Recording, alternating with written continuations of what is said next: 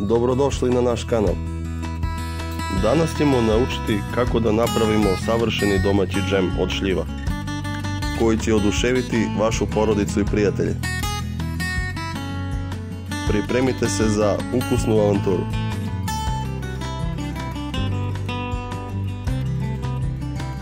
Za džem u našem slučaju bit će nam potrebne sljedeće stvari: 10 kg zrelih šljiva i 1 kg šećera.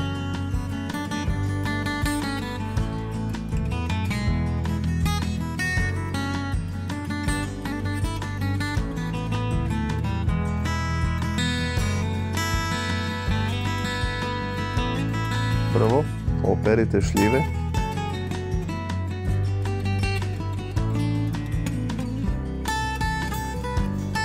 i odstranite koštice.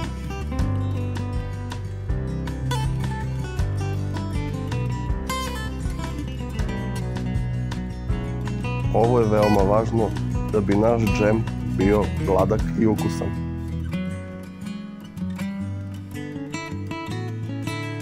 Promešajte sve dobro i pustite da se kuva na srednjoj temperaturi.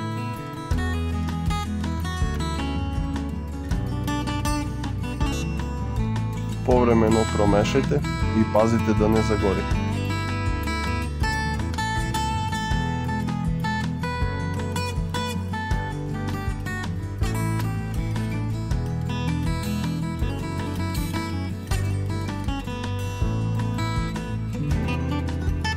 Nakon sat vremena krčkanja provjeravamo gustinu džema, da li je gotov. Sipamo jednu kesicu konzervansa i krčkamo još 10 minuta. Uzmemo malo džema u tanjir i ostavimo da se ohladi. Ako se ne razlije džem, to znači da je spreman i možemo da ga pakujemo u tegle.